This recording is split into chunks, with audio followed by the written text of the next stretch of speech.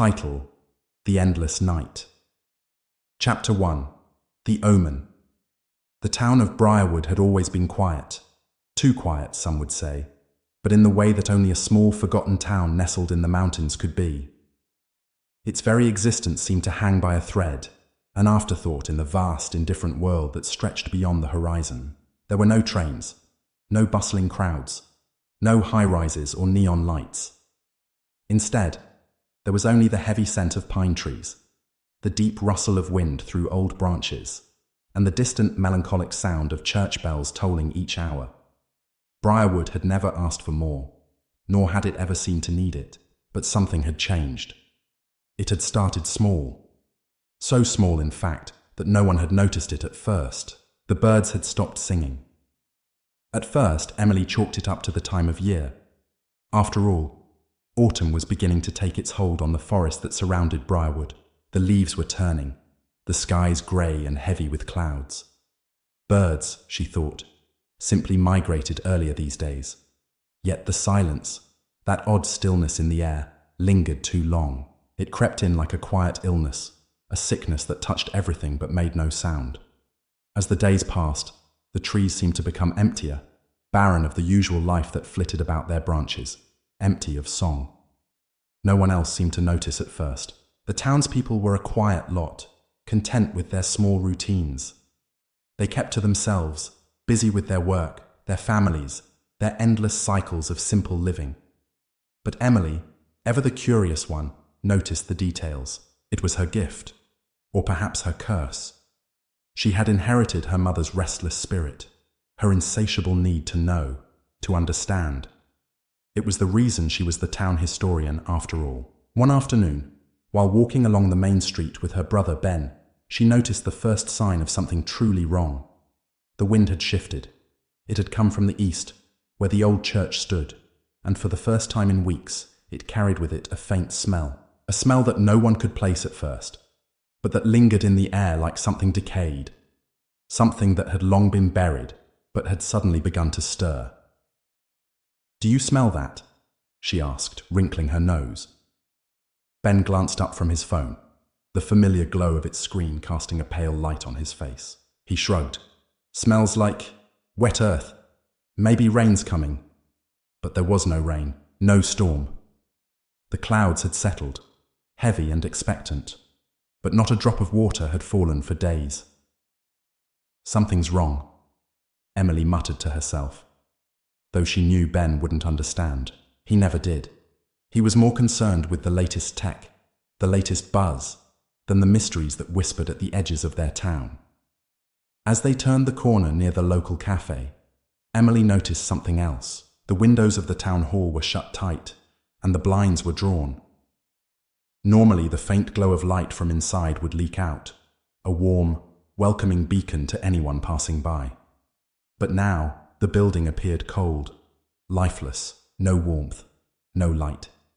When she got home that evening, Emily went straight to the attic, where the old town records were kept. Her mother had been the town historian before her, and the dusty boxes filled with centuries-old diaries and journals had always held a strange fascination for her. She had grown up in the shadows of these relics, hearing the stories of Briarwood's past, stories that seemed to be forgotten by everyone else but her family. She pulled down a thick leather-bound book, the spine cracked and fragile, and opened it to the first page. The journal was her great-grandfather's, written in his neat, meticulous handwriting. The ink had faded, but the words were still legible. "The darkness will come. It will come, as it always has. The town will be cast into shadow for 3 days, and all who remain will be tested. We will be judged, and we will face the consequences of what we have forgotten." Emily's breath caught in her throat.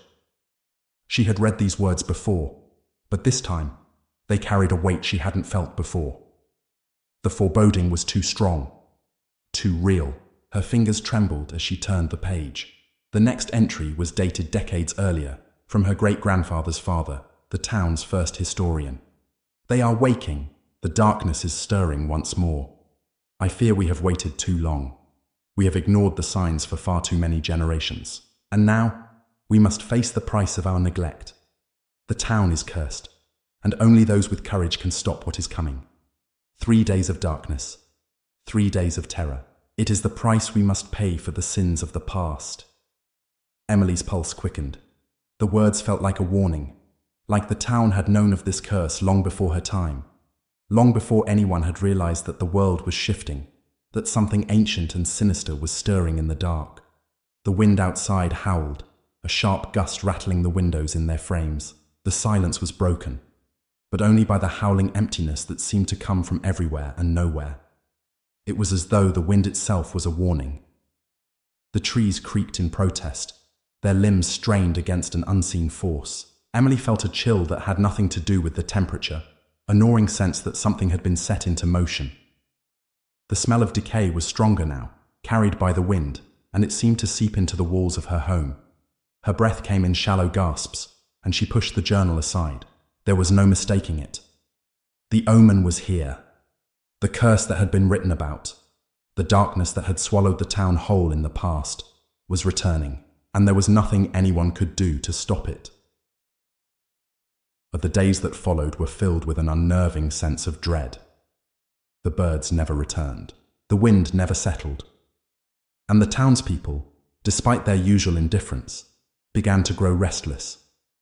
They spoke in hushed whispers, eyes darting nervously as though the air itself had become a poison.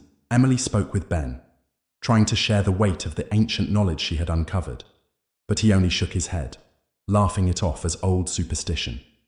"Mum used to talk about this stuff too," he said, dismissing it with a wave. "But it's just stories. You're letting it get to you." But Emily could feel it, a dark presence creeping closer with each passing day. She was certain now that the silence, the strange wind, and the decaying smell were all connected. The town's fate was sealed, and the 3-day darkness that had been foretold in the ancient journals was closer than anyone dared imagine. As night fell on the eve of the final day, Emily stood at the edge of the town, staring out into the forest. The air was still and heavy, and the trees seemed to loom closer than ever before, their gnarled limbs stretching like fingers, reaching out as though to pull the town into their depths. And then, as the first stars blinked into the sky, Emily heard it, the faintest of sounds, a whisper carried on the wind. "Come, join us." She froze. It was the voice of the darkness, calling. Chapter 1. The Omen, Part 2. Emily didn't sleep that night. The whisper on the wind lingered in her ears, curling and twisting through her thoughts like smoke, impossible to ignore. It had come from nowhere, a voice as ancient as the land itself, familiar yet foreign, malevolent in its simplicity. "Come, join us." She hadn't told Ben. He would have laughed, as he always did, dismissing her fears as overactive imagination. But she knew better. Her mind burned with the weight of the journal's words, the prophecy that seemed to echo through the ages.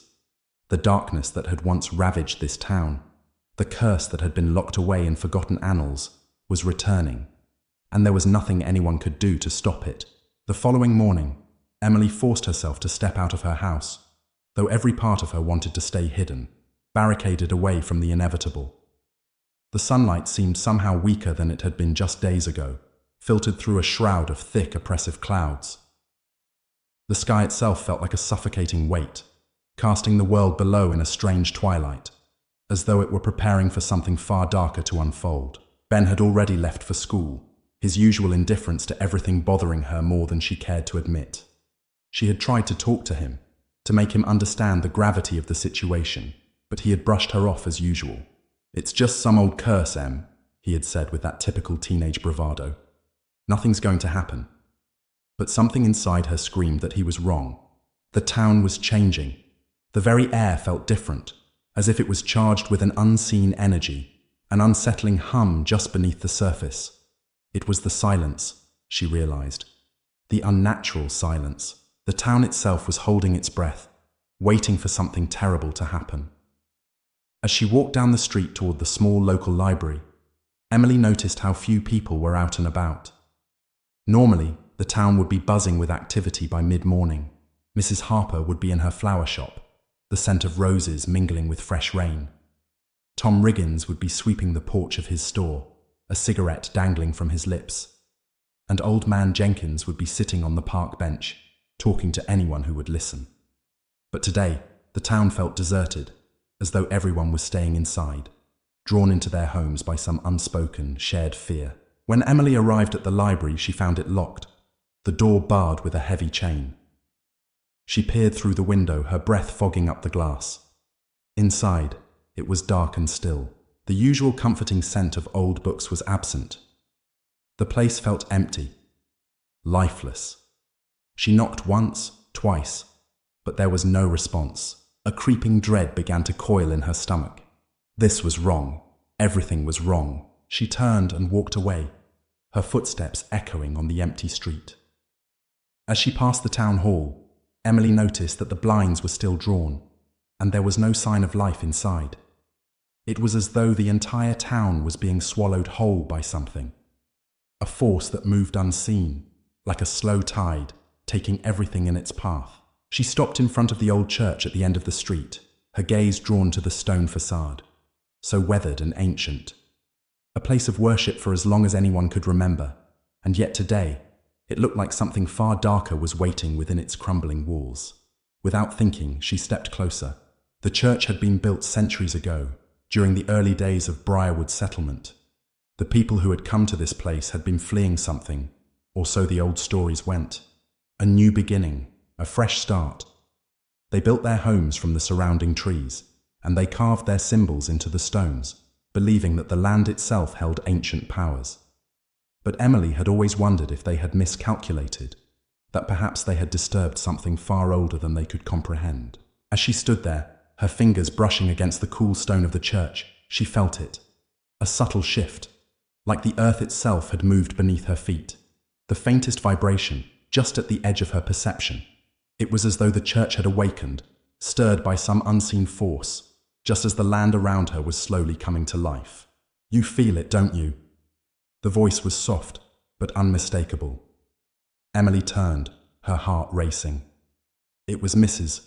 Dalloway, the town's reclusive old woman, standing in the shadows of the church's entrance, her eyes gleaming with an unsettling knowing. She had lived in Briarwood her entire life, never once leaving, always present, watching, waiting. There were whispers about her, of course. Some said she was a witch. Others claimed she was just mad. But Emily had always found her presence strangely magnetic, even though it chilled her to the bone. Mrs. Dalloway's lips curled into a faint smile, though it didn't reach her eyes. "I can see it in your eyes, child. You're awake now. The darkness is coming, and it won't stop until it has claimed everything." Emily took an instinctive step back. "What do you mean? What's happening?" The old woman laughed softly, her voice like dry leaves rustling in the wind. "Haven't you read the journals? Don't you know? The curse. It's awakening. The 3 days are almost upon us. You can feel it, can't you?" She stepped closer, her gaze piercing, as though she could see straight into Emily's soul.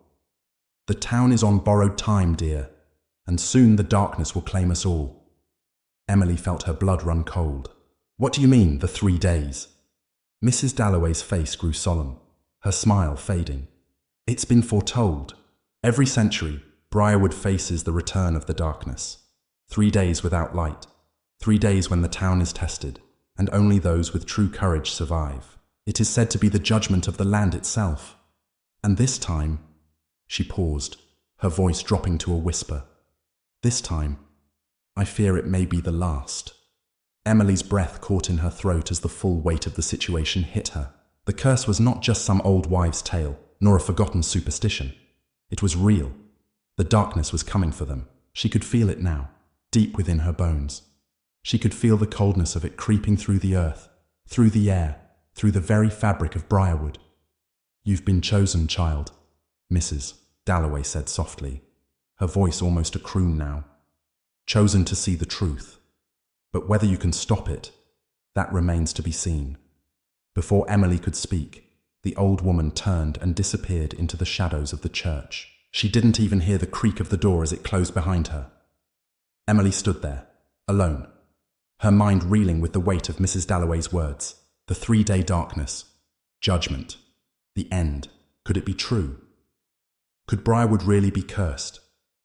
The wind picked up again, swirling around her, carrying with it that same sickeningly sweet scent of decay. She turned quickly, as if she could outrun it. But the town felt smaller now. The walls felt closer, and the air felt like it was thickening, pressing down on her chest, making it hard to breathe. Something was coming, and there was nothing she could do to stop it. Chapter 2. The shadows appear. The clock struck midnight, though it hardly mattered. Time had lost its meaning. In Briarwood, night had always been an extension of the day, an ever-present companion to the sleepy town that rarely saw much of the sun. But tonight, the night felt different. It felt as though the darkness itself was gathering, compressing the world into a tighter, more oppressive space. Emily stood by the window in her small bedroom, watching the fog roll in. It was a thick, soupy mist that seemed to claw its way from the forest, winding through the streets like some creeping, malevolent force. She couldn't remember the last time the fog had been this dense. It wasn't natural, she knew that much. It had an unnatural stillness to it, as if it were holding its breath, waiting for something. The smell of decay was stronger now, thicker than it had been the day before. It seeped into every crack, every crevice of her home, clinging to the walls and the air itself. She had tried to scrub the scent from the house earlier, but it was as if the smell had rooted itself in the very foundation of Briarwood. She could feel it in the pit of her stomach, a creeping nausea, a foreboding that twisted like a knot inside her. It had begun. The darkness was coming. She could feel it in her bones. She had known for days, since the moment she read her great-grandfather's journal and saw the pages that foretold this moment. The 3-day darkness, the curse that had plagued Briarwood for generations. And now it was here. There was a knock on the door. Emily startled, her heart skipping a beat. She hadn't expected anyone, not at this hour. She opened it slowly, her fingers trembling as she grasped the cold handle. On the doorstep stood Ben, her younger brother. His face was pale, his eyes wide with fear. "Em, you've got to come with me. Something's happening." Emily stepped aside without a word, her thoughts already racing. She had known something was wrong, but seeing Ben like this, pale, his normally confident posture now crumpled, filled her with dread. "What is it?" she asked, her voice barely above a whisper. I don't know," Ben muttered, his voice strained. "Something's happening in town. People are going crazy, and the sky, it's—" He stopped himself, swallowing hard. "You need to see it for yourself." Without waiting for a response, he turned and began walking quickly down the narrow hallway. Emily followed closely behind, her heart pounding as the unease in her chest deepened. She could feel the coldness of the house around her, the suffocating atmosphere, as though the very walls were pressing in. They walked together through the darkened streets of Briarwood, the fog swallowing the edges of the town, making it look like something from a forgotten dream. The moon was nowhere to be seen, and the stars were hidden behind the thick veil of mist that clung to the air like damp cloth. The silence was absolute, broken only by the occasional rustling of the trees in the wind, or the distant creak of the old houses settling into the night. As they reached the main square, Emily's breath caught in her throat. The town was entirely still, too still. Not a single person was outside. Not a single light flickered in the windows of the buildings that lined the square. Even the usually noisy clock tower in the center of town stood frozen, its hands stuck at 11:45. But then, something moved. At the far end of the square, by the old church, Emily saw a figure. Just a silhouette at first, standing motionless in the fog. It was tall and hunched, its limbs unnaturally elongated. For a moment, she thought it was just the fog playing tricks on her, distorting shapes, creating shadows where there were none. But the figure didn't shift. It didn't dissolve into the mist like everything else. Ben grabbed her arm, his grip tight. "Em, do you see that?" She nodded, her throat dry, her heart racing. She had seen it, and the sight filled her with a deep, visceral sense of dread. The figure was standing in front of the church, unmoving, its gaze fixed on them, or so it seemed. The fog seemed to part around it, like a veil reluctantly shifting aside. The figure's features were blurred, its form impossible to define. It was a shadow, a presence, an absence, something not meant to be seen. Emily could feel its eyes upon her. Though they were hidden in the obscurity of its form, it was watching them. And it was waiting. Then, as if aware it had been noticed, the figure slowly began to move toward them. Its movements were slow, deliberate, as though it didn't need to hurry. The sound of its footsteps was muffled by the thick fog, but the air grew colder with every step it took.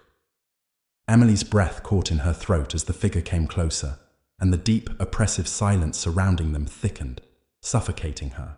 Every instinct in her screamed at her to run, to turn around and flee back to the safety of her home.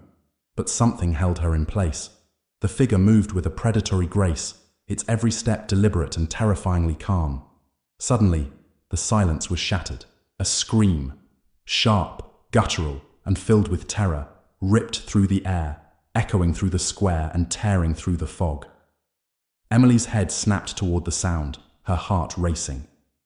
From one of the houses on the edge of the square, a woman stumbled out, her face twisted in horror. She was dragging something behind her, something limp and lifeless. Her hands were covered in blood, and her eyes were wide, unfocused, as though she had lost all sense of reality. She was babbling incoherently, her words a frantic blur, but all Emily could catch was the same repeated phrase. "They're here! They're here!" The woman's voice broke as she collapsed to her knees, her hands reaching out toward the figure in the fog. But it was too late. The figure was upon her in an instant. Emily screamed, her voice lost in the rising wind. The figure was no longer a shadow. It was a thing of dark substance, a mass of shifting tendrils that wrapped around the woman like a vice. The woman's scream was cut short as the shadows pulled her into the mist, vanishing without a trace. The air grew colder, the fog thicker, and the oppressive silence returned. Ben's voice trembled beside her. "What was that? What did we just see?" Emily was frozen, her mind reeling. She could hardly process what had just happened. The woman was gone. The figure, whatever it was, had taken her. She turned her gaze back toward the church, where the figure had been, but now it was gone, vanishing into the same fog that had consumed the woman. "There's no time," Emily whispered, her voice shaking with both fear and urgency. "We need to get out of here, now." Ben didn't argue. He just nodded, his face pale, and they began to run. But the fog seemed to chase them, curling around their legs, blocking their way. It was as though the town itself were closing in on them, trapping them in its grasp. The closer they got to the edge of the square, the more they could hear it.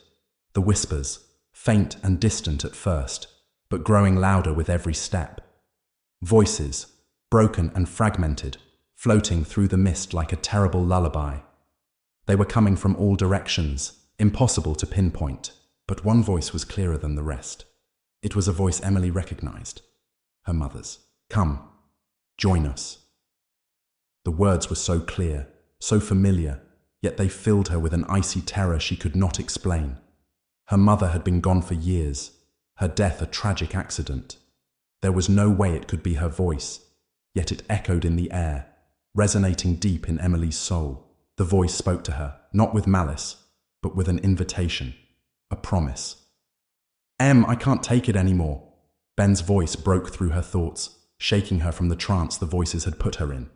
He was running ahead now, his figure barely visible through the thickening fog. "Ben!" she called, but her voice was swallowed by the mist. And then, the ground beneath her feet began to tremble. It wasn't a quake, not exactly, but the very earth seemed to shift, as if something below was stirring, waking up, something ancient.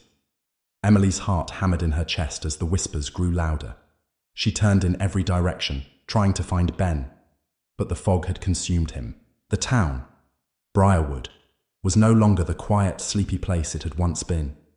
It was a town possessed by the shadows, a place where the past and the present bled into each other. And as the tremors grew, as the darkness began to stretch its fingers out from the cracks, Emily knew the truth. There was no escaping it now. The 3-day darkness had arrived. Chapter 3. The Whispers of the Forgotten. The night never fully gave way to morning in Briarwood. Even as the hours passed, the fog remained, dense and suffocating, hanging low over the streets like a shroud. Emily didn't know how much time had passed since she and Ben had fled from the square, but it felt like an eternity. The town seemed frozen in a perpetual twilight, the light of day unable to break through the oppressive mist. They had managed to make their way back home, but Emily could feel the weight of something terrible pressing down on her chest. The air in their house was stale, as if the world outside had been sealed away, leaving them trapped in a house that no longer felt like home. The clock ticked loudly in the background, each passing second a reminder that time was running out.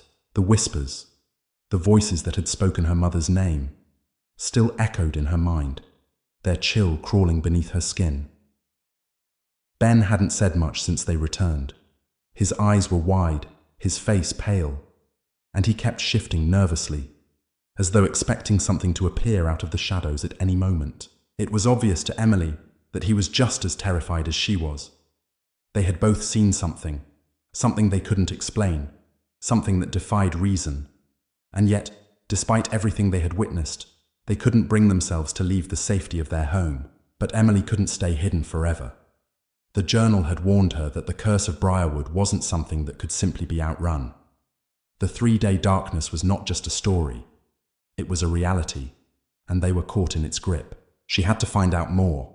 She had to understand what was happening to the town before it was too late. But where could she go? Who could she turn to for answers? Her thoughts turned to Mrs. Dalloway, the strange, reclusive woman who had warned her of the curse. She had mentioned the old journals, the ones that chronicled Briarwood's dark history. Emily needed to find them. She had to learn the truth, even if it meant confronting whatever evil had returned to the town. "Ben," she said quietly, her voice barely a whisper, "we have to go back to the library." Ben turned toward her, his eyes dark with fear. "What for?" "It's too dangerous out there. You saw what happened last night. We can't just go walking around the town like nothing's wrong." "We don't have a choice," Emily replied, her voice more forceful now. "We need to know what's going on. We need to find out what we're up against." Ben hesitated, his gaze flickering toward the window, where the fog still pressed against the glass. The shadows outside seemed to grow longer, as if the night itself were stretching forward, eager to swallow them whole. "I'm not going out there alone," he muttered. "Don't worry," Emily said, her voice softening. "I'll go with you." The words tasted hollow on her tongue, and she could see the doubt in Ben's eyes. He didn't believe they would make it out there alive, and in truth, neither did she. But there was no other option.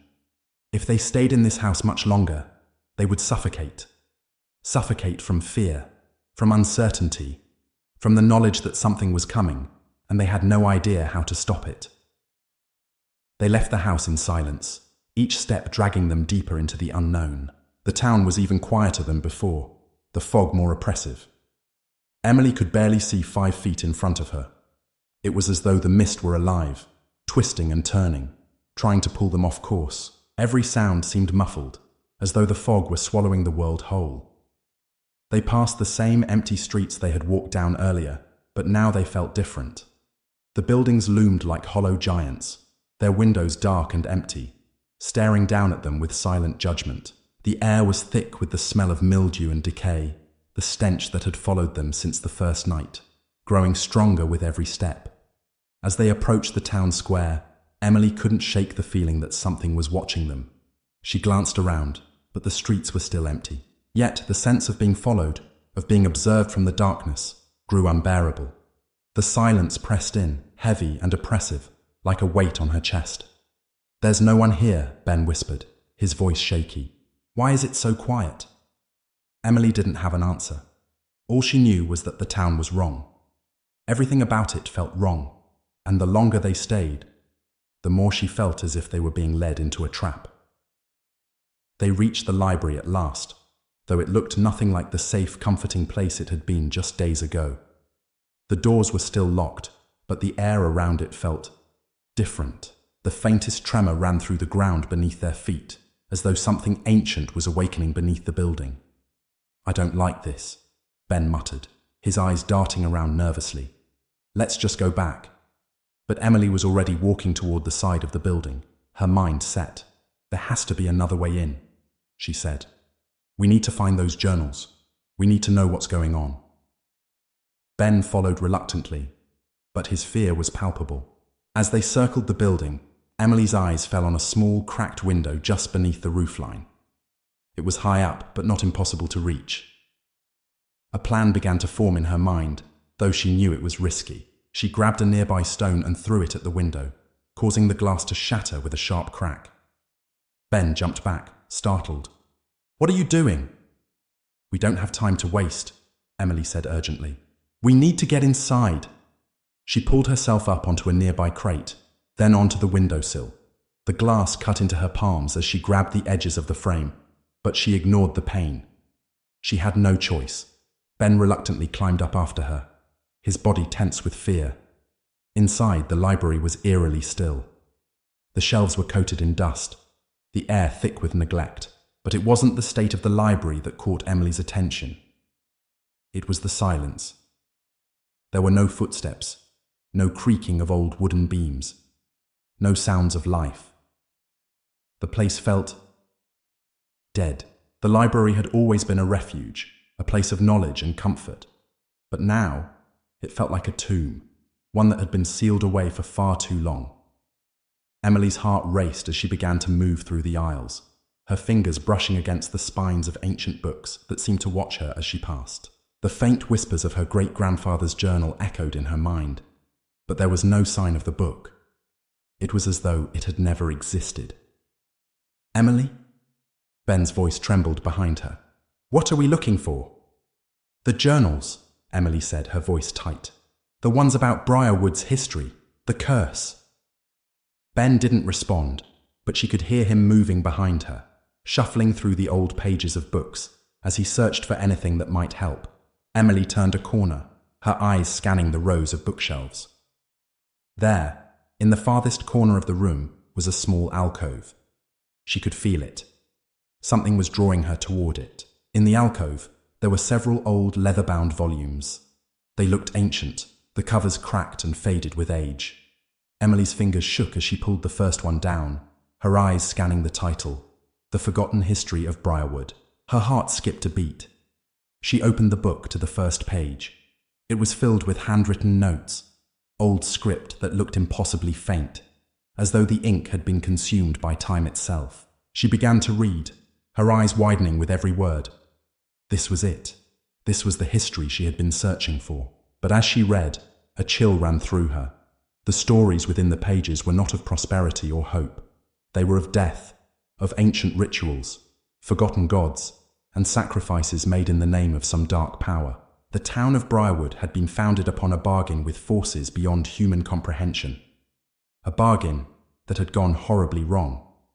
And as Emily reached the final page, the words leapt off the page and into her mind, searing into her consciousness. The darkness will return when the 3 days have passed, and none who remain will escape its wrath. The words seemed to echo around her, growing louder and louder, until they filled the entire room. The whispers in the library were no longer faint. They were a chorus now, 1,000 voices speaking in unison, each one more desperate than the last. And then the lights flickered.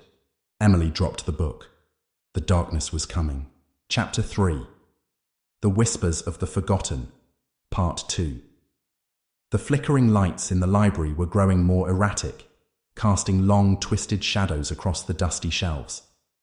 Emily's heartbeat thundered in her chest, as though the very air in the room was growing thick and heavy.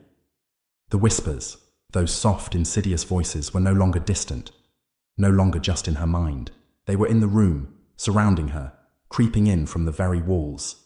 Their language was strange, ancient, and incomprehensible. Yet Emily could feel their meaning seep into her soul, like ice water filling her veins. Ben was trembling beside her, his face pale and stricken with fear. His wide eyes darted around the library, searching for an escape, but there was none. The door they had entered through was still there, but it felt miles away, as though the very dimensions of the library had shifted, warping into something unfamiliar. "We need to go," Ben whispered urgently, grabbing her arm, his grip tight and frantic. "Now!" But Emily couldn't move. She was paralyzed, rooted to the spot by the weight of what she had just read. Her eyes were locked on the book in her hands, the pages now glowing faintly under the dim light. The words seemed to pulse, each letter throbbing with a life of its own. And as her eyes traced the text, something inside her mind snapped into place. The curse was not just an old story. It was not something that had happened centuries ago. No, this was an ongoing cycle, an ancient bargain that the town of Briarwood had struck, and one that had never been broken. She could feel the weight of the town's history pressing down on her shoulders, suffocating her. The darkness that had been sealed away was rising again, and there was no escape. Her mind raced, trying to make sense of the horror that now surrounded her. The ritual, the sacrifices, the binding that had kept the darkness at bay for so long. It was all coming undone. The veil between this world and the next was thinning, and something was clawing its way through. She had to stop it. But how? Look at this. Ben's voice was strained, trembling with terror as he pointed toward the far corner of the library. Emily snapped her gaze away from the book, following his outstretched finger. Her stomach lurched. At first, she thought it was just a trick of the light, some shadow playing on the farthest shelves. But no. As her eyes adjusted, the shadow became more defined. It was moving. Something was in the corner of the room. The figure was tall, unnaturally so, its limbs long and grotesque, stretching in ways that defied logic. Its body was a shifting mass of darkness, something both tangible and ethereal. It had no face, just a void where a face should have been. And yet, as it moved, Emily could feel its gaze, its presence, bearing down on her, like an unrelenting weight. The figure did not make a sound, but Emily could hear it in her head. A voice, deep and guttural, yet strangely familiar, whispered words she could not understand. The language was twisted, ancient, as if it had been pulled from the very depths of the earth itself. Ben was backing away now, his breathing ragged. "We're not alone. We need to—" But he never finished his sentence. The figure moved, its unnatural limbs unfolding like an insect's legs, too fast, too smooth. The air in the library grew colder, the temperature dropping so quickly that Emily's breath misted in front of her. She could feel the darkness around her, closing in, suffocating the room. The figure was coming closer, moving with a slow, deliberate purpose. Emily grabbed Ben's arm, pulling him toward the nearest shelf. The books felt like they were closing in, as if the very space of the library had shrunk to trap them in this suffocating nightmare. They scrambled toward the back of the room, their footsteps too loud, echoing in the silence that surrounded them. Suddenly, a low, unearthly growl cut through the air, vibrating the walls. The figure had stopped moving, but its presence was suffocating, like the weight of an ancient evil pressing down on them. The whispers were louder now, almost deafening. And then, Emily heard it. A name. Her name. Emily! She froze, her blood turning to ice. It wasn't just a whisper. It was a voice, soft but unmistakably clear. "Emily, come closer. Come to me." The voice was her mother's. She turned sharply, her eyes wide with disbelief, searching frantically for the source of the voice. Her mother had died years ago. There was no way it could be her. The woman who had once held her close, who had comforted her when she was scared, was gone. And yet, the voice repeated itself, and it was coming from the book. "No," Emily whispered, her voice trembling as she backed away, clutching the journal tighter. "This isn't real. This isn't real." But the voice only grew louder, more insistent. The figure in the corner of the room stirred again, and Emily felt a sickening pull toward it. It was calling her. She could feel the tug, deep inside her chest, as though some invisible force was pulling her toward the darkness that filled the room. Ben was still beside her, but his eyes were glazed, his body trembling violently. What is happening? What is happening to us?" Emily couldn't answer. Her throat had gone dry, and her mind was a chaotic whirlpool of fear and confusion. She tried to speak, but the words caught in her throat. And then, without thinking, her feet moved of their own accord, stepping forward toward the figure in the corner. No! Ben cried, but his voice was distant now, swallowed by the growing darkness. The floor beneath her seemed to dissolve, the ground crumbling away as though it had been eaten by the darkness. The library was no longer a building. It was a void, a vast and empty space that stretched endlessly in all directions. She was falling, sinking into the abyss, her body weightless. And then, before she could scream, before she could stop herself, the cold, clammy hands of the shadow figure reached out and wrapped around her.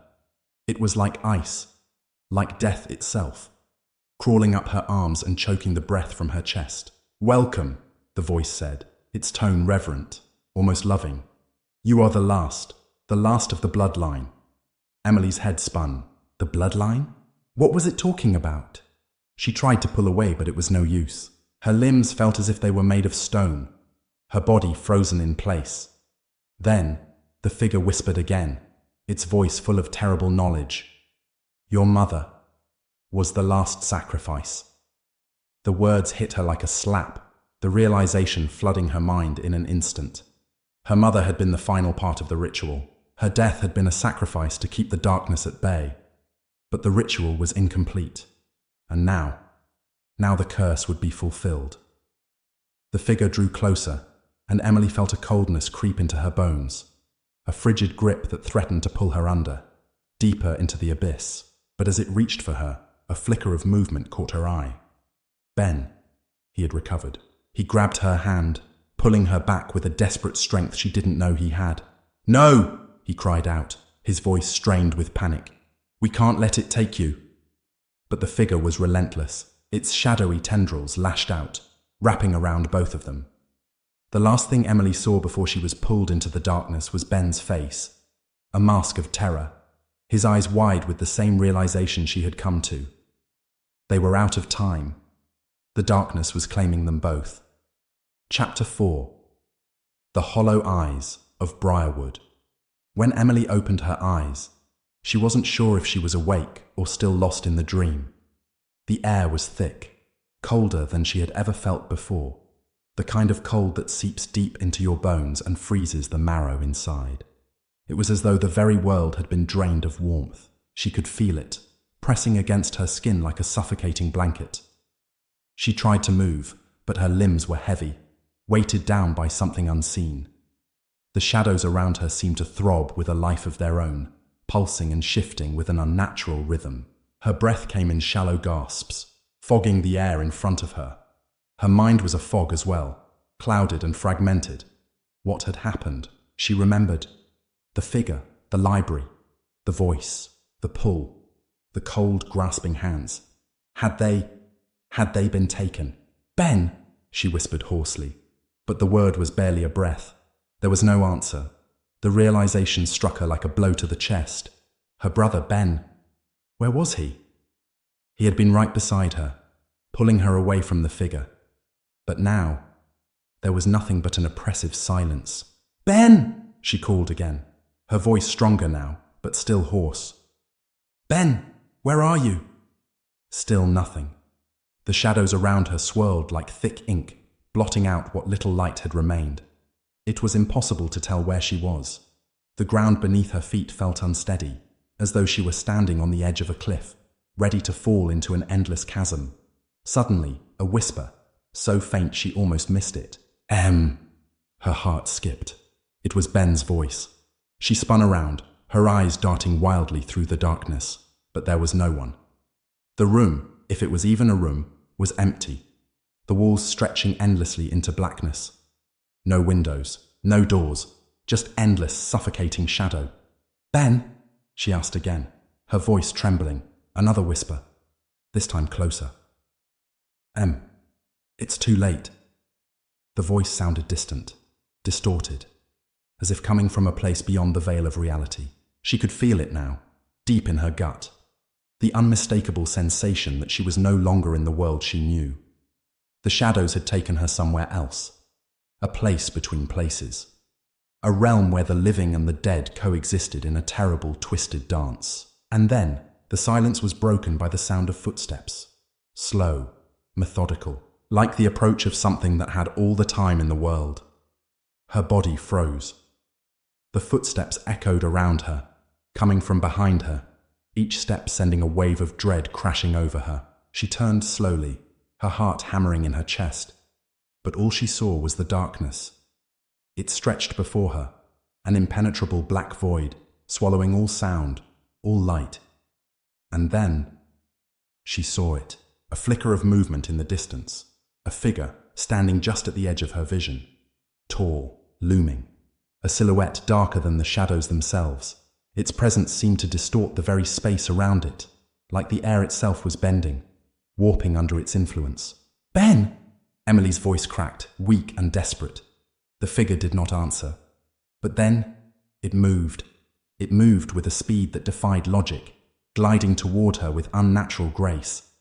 The shadows around it seemed to follow, like living things, wrapping themselves around its limbs, pulling it forward, feeding it, growing stronger with every passing moment. "Ben!"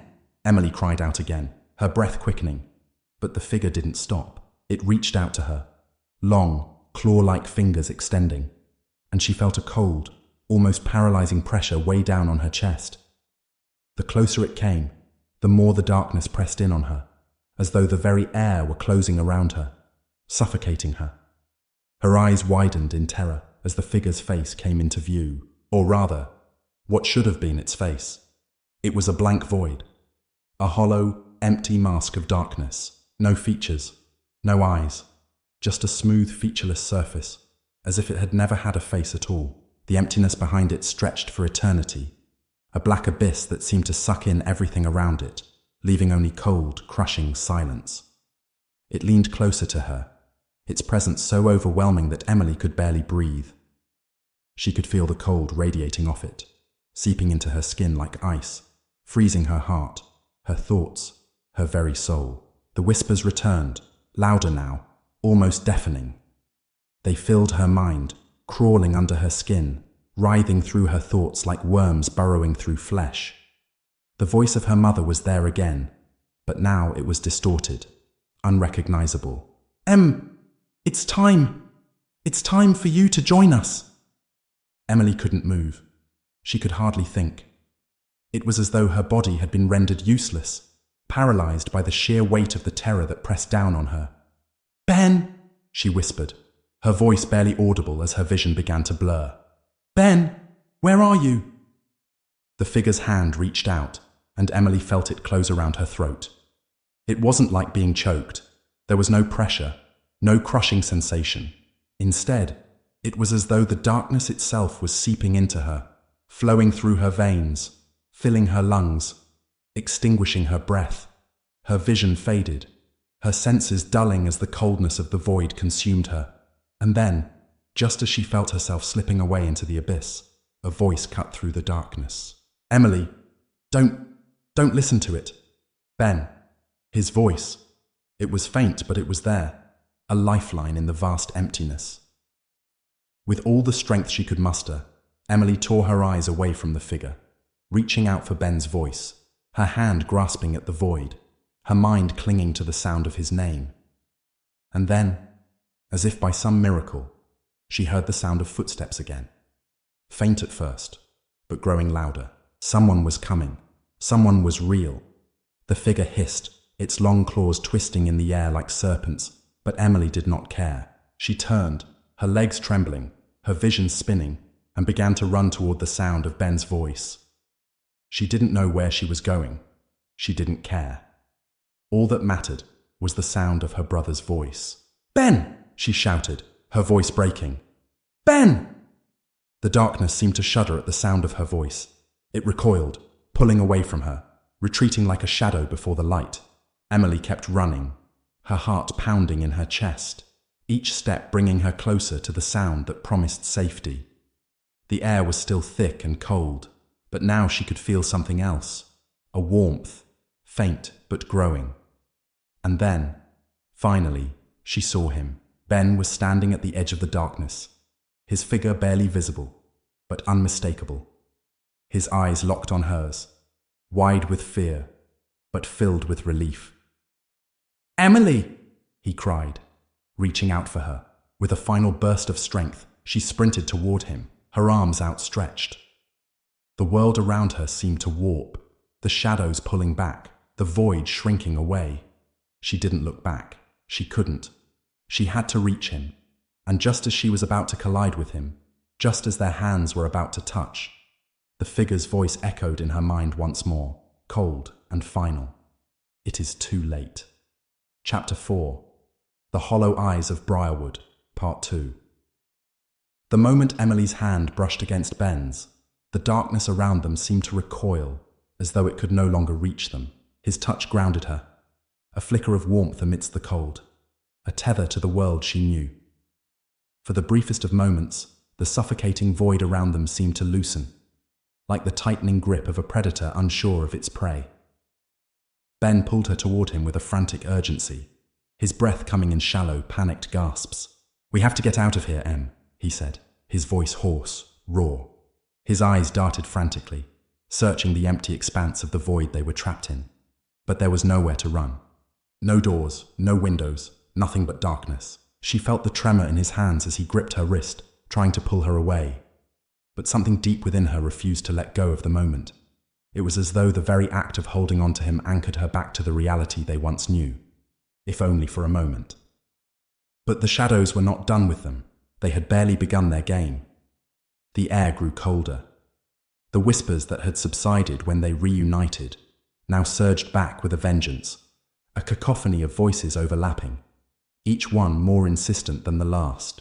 They came from all around them, faint, distorted, fragmented, but they all seemed to call her name. Emily could hear her mother's voice, twisted with a terrible echo, but there were other voices too, unfamiliar ones, hissing and snarling, their words a language long forgotten. They were pushing through the barrier of her consciousness, clawing at her sanity. "Ben, what do we do?" she whispered, her voice trembling. The words felt alien to her, distant and futile. But Ben's grip on her wrist tightened. "We fight. We find a way out." His words were fierce, but his eyes were wide with fear. He too felt it, the weight of the curse that had laid claim to Briarwood. The darkness, the spirits, the echoes of those long gone, everything in this town seemed to conspire to keep them from escaping. Emily's chest tightened, her breath catching in her throat. She couldn't shake the feeling that the town was alive, aware of their every movement, watching, waiting. Briarwood wasn't just haunted. It was a living, breathing thing, feeding off their fear, drawing them deeper into its suffocating embrace. And then, just as the shadows seemed to press in on them once more, a sudden shift in the air sent a shock through Emily's body. The weight of the darkness lifted, for the briefest of moments, and in that fleeting instant, she saw it, the town of Briarwood. It wasn't as it was now, decayed and dilapidated, but as it once had been, a proud, thriving settlement. She saw buildings that were once sturdy, houses that stood tall and proud, their windows gleaming in the sunlight. Children ran in the streets laughing. The air was filled with the sounds of a busy town, voices of families calling out to one another, the bustling hum of life. But the image faltered. It warped and twisted, flickering like a broken film reel. The laughter turned to screams, the children's faces contorted in terror. The buildings cracked and crumbled, the once lush trees withered, their leaves turning black as the ground beneath them cracked open. Emily could hear the screams now, louder, more frantic, as if they were coming from the very earth itself. She staggered back, blinking rapidly, trying to shake the vision from her mind. But the image was so vivid, so real. The horrors of Briarwood's past were pushing through, forcing their way into her consciousness, revealing the truth of what had happened here, the truth of what had always happened. "Ben, do you see it?" she whispered, her voice shaking. Ben was staring at her, his face pale, his eyes wide with disbelief. What is that?" "The past," she said, her voice hollow. "The curse. Briarwood was never free. It's been feeding off of everyone who lived here. Ben's face twisted with confusion, his gaze flicking around them, as though he couldn't quite process what she was saying. But before he could respond, the shadows surged forward, closing in like a tidal wave, suffocating the light. The vision of the past ripped away, leaving them standing once again in the oppressive darkness. Too late. Too late. The voices echoed, now almost mocking in their tone. Emily's heart pounded in her chest. There was no escaping it. They were part of this now. They had always been part of it. The curse had begun before they had even arrived. Their family, her family, had played a role in the endless cycle of sacrifices, and now there was no way out. "We need to find the heart of it," Emily said suddenly, her voice sharp with newfound resolve. "The source, the ritual, it's all tied to Briarwood. We have to go to the center of it, whatever that is, whatever it's been hiding." Ben shook his head, panic creeping into his eyes. "Are you crazy? We can't go any deeper into this. Before he could finish, the ground beneath them began to shake. A deep rumble, low and menacing, reverberated through the air. It was the sound of the town coming alive, stirring from its ancient slumber. The very earth groaned beneath them, as though it was waking up, stretching, preparing for what was to come. Without warning, the shadows around them began to move in tandem. They swirled and coiled, creeping toward them, forming shapes that seemed to pulse with a life of their own. Emily's heart raced, her breath quickening. The walls, if they could even be called walls, were closing in. The floor beneath them cracked open, and from the fissures, tendrils of black smoke rose, twisting toward the ceiling. "The time has come," the voices whispered, now more distinct, more unified. "You belong to us." Ben took a step back, his eyes wide in terror. "We have to run, now!" But Emily didn't move. Her gaze was fixed on something just beyond the swirling shadows, a faint glow in the distance. It pulsed, faint but unmistakable, a beacon that called to her. "That's it," she whispered to herself. "That's where we need to go. The center." "No, Em!" Ben cried, grabbing her arm. "It's a trap. Don't you see it? We're being drawn in." But she couldn't explain it, couldn't make him understand. Some primal instinct was pulling her toward the glow, toward whatever lay at the heart of Briarwood. She could feel it in her bones, in the pit of her stomach, like the call of something ancient and inevitable. She knew, deep down, that this was the only way to break the cycle, to end it once and for all. Without another word, she tore herself from Ben's grip and sprinted toward the light. Ben called after her, his voice filled with desperation. "Emily, please, wait!" But she didn't stop. Her feet pounded against the shifting ground, her body moving faster than it ever had before. The darkness around her seemed to slow, to draw back, as though it feared what was ahead. The glow grew brighter with each step. She could feel it now, its power surging through her, filling her veins with an energy she didn't understand. The closer she got, the more the air seemed to hum with an unnatural force, like the town itself was breathing, anticipating what was to come. And then, just as she reached the source of the glow, the ground beneath her feet crumbled, and she fell. Chapter 5. Beneath the surface of Briarwood. Emily's fall felt like an eternity. Time stretched and twisted, every second distorted as though the ground beneath her was a living thing, pulling her deeper into its insatiable darkness.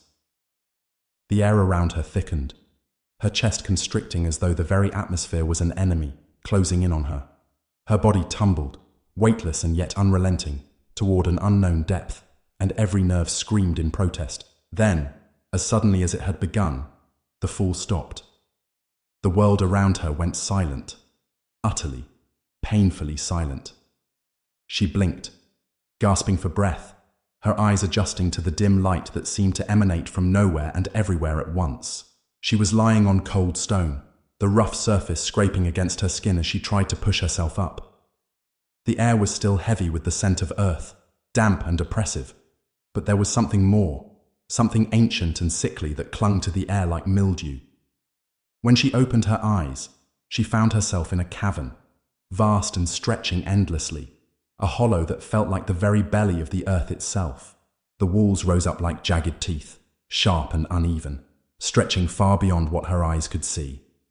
A strange, pulsating glow illuminated the space, not from any visible light source, but from the very stone itself. It shimmered like liquid, shifting in an ethereal, sickly hue. Greens, purples, and blacks blending in strange organic patterns. She rose to her feet, her legs weak, her mind still reeling from the fall. It was as though the world itself had swallowed her whole, devouring her with an insatiable hunger. Beneath her, the stone seemed to pulse with an unnatural warmth, as if it were alive. She could hear it now. Low, guttural sounds, distant and indistinct, like something breathing. But it wasn't the breath of any living creature she knew. Her heart began to pound in her chest as a deep, unsettling sense of wrongness permeated the air. She looked around, and though her surroundings were unchanging, it felt as though the cavern itself was shifting, the walls closing in, pushing her towards something inevitable, something old, something ancient. Her mind flashed back to the vision she had seen earlier. The glowing light, the pulse beneath the earth. Was this where it had all started? Where the town's curse had come to life? She took a hesitant step forward, and the sound of her footfall echoed through the cavern like a drumbeat, loud, unnaturally loud. The sound bounced off the stone, growing distorted, twisting in the air like an echo trapped in the walls. She looked behind her, but the way she had fallen from had disappeared, swallowed up by the shadows. There was no way back. "Ben!" she whispered, her voice trembling. She called again, louder this time. "Ben!"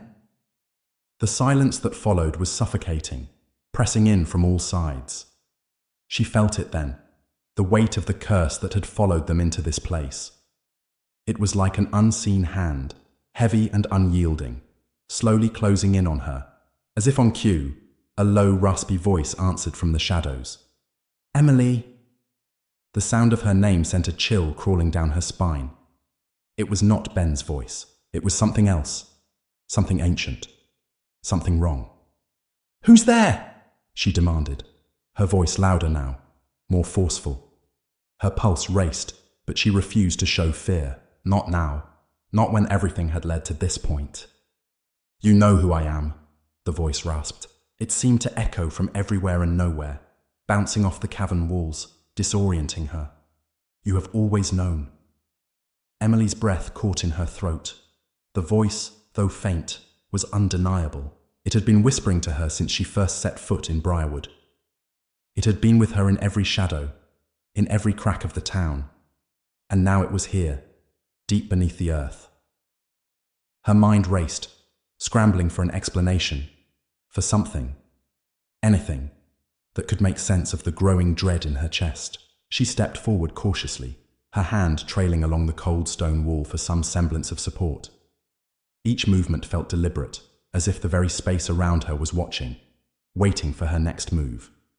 The voice spoke again, this time closer. "You are already too late, Emily." The words hit her like a blow, and she froze. Her chest tightened, panic creeping into her throat. "The heart of Briarwood is here," it continued, its tone growing more sinister. "It has always been here. You will never escape it. You are part of its cycle."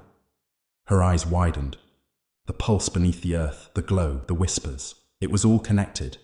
Briarwood, this forsaken town, was not just cursed. It was alive, bound by some unfathomable force that fed on the living, on their very souls.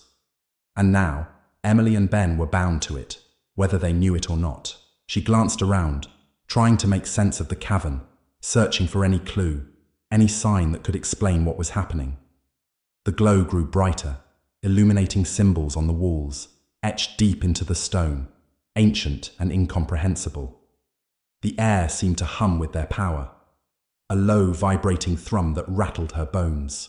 These were not the markings of a place of worship or sanctuary. They were markings of a prison, a tomb, a place where something had been buried for far too long. Suddenly, the walls shuddered, and the ground beneath her feet trembled. The distant echoes of the cavern deepened, growing louder, closer, as though something was awakening from its long, dormant slumber. And then she saw it. At the center of the cavern, rising from the stone floor like a twisted, monstrous tree, was a figure, a grotesque shape, dripping with dark ichor, its limbs elongated and twisting unnaturally. Its body was a mass of shifting shadows, writhing and squirming, as though it were made of living darkness. Its face was featureless. A hollow, empty void where eyes should have been, where a mouth should have been. The only thing visible were the deep, pulsing veins of blackness that seemed to flow through it like blood. Emily's stomach churned as the realization hit her like a physical force. This was what the voices had been speaking of.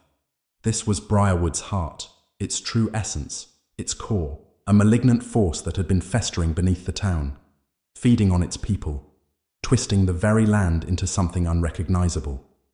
It was the town's past, its present, and its future, intertwined in a sickening cycle of death and rebirth. "Emily," the voice whispered again, this time from the thing itself, its tone rich with hunger. "You have come to claim what is yours." "No!" she cried, backing away. "I won't. I'll never join you." But the figure reached toward her, its tendrils of shadow reaching, stretching, hungry for her. "Too late," it hissed, its voice dripping with malice. "You belong to Briarwood. You always have." The shadows surged forward, and she was engulfed by them. The poem, for Chapter 5. Beneath the surface of Briarwood, Conted. As the darkness consumed her, Emily's world blurred, her senses overwhelmed. The shadows pulled at her skin, tugging her deeper into their cold embrace, their touch like ice cutting through her flesh. She tried to scream, but no sound emerged. The air had gone dead silent, as though even her voice was a foreign thing in this place. She fought against the pull, trying to find her feet, trying to push back against the crushing weight of the void that surrounded her. But it was futile. Every movement she made was met with resistance, as though the very shadows were feeding on her energy, draining her of strength. The last thing she saw before her vision faded was the figure, its hollow eyes staring at her, hungry and endless. And then, everything went black. Chapter 6. The Eyes in the Darkness. The darkness was suffocating. Every breath Emily took felt as if the air itself had been drained of life, leaving only a suffocating void behind. Her body was numb, disconnected, as though it no longer belonged to her. She couldn't move, couldn't feel the weight of the stone beneath her, couldn't hear anything except the low, rhythmic pulse of something that was not her heartbeat. And then, with a sudden jolt, her senses returned. She was lying on the ground, cold, wet. The air around her felt thick and heavy, each breath a struggle against the oppressive weight. Her eyelids fluttered open, but she found herself unable to see. The cavern that had swallowed her whole was gone. All that remained was an impenetrable blackness, an endless void stretching outward like a vast ocean of night. She tried to sit up, but the sensation of being pulled downward was almost magnetic. Her body refused to cooperate, each movement sluggish, as though the weight of the shadows themselves were pressing her down. She could feel the weight of something else too, a presence, looming just outside her perception, watching, waiting. Something ancient and hungry, its thoughts entwined with her own, like a web slowly tightening around her mind. She felt it, not with her eyes, but with every nerve, with the deepest parts of herself. The figure, the eyes, the figure from before, the thing she had seen beneath the earth, twisting in the shadows. It wasn't gone. It was here, inside her now, creeping through her thoughts, burrowing deep into the very fabric of her being. Her mind began to unravel. "Emily!" The voice came again, but this time, it was not a whisper. It was a low, guttural growl that resonated deep within her chest, vibrating her very bones. The darkness around her seemed to hum with the sound, the cavern echoing with its terrible power. "You cannot escape," the voice rasped. "Not now. Not ever." She forced herself to her knees, her skin crawling with the weight of its words. Her breath was ragged, her heart pounding in her ears. It was as though the darkness itself was holding her in place, preventing her from standing, from moving forward. "Stop!" she gasped, her voice hoarse and barely a whisper. "Leave me alone."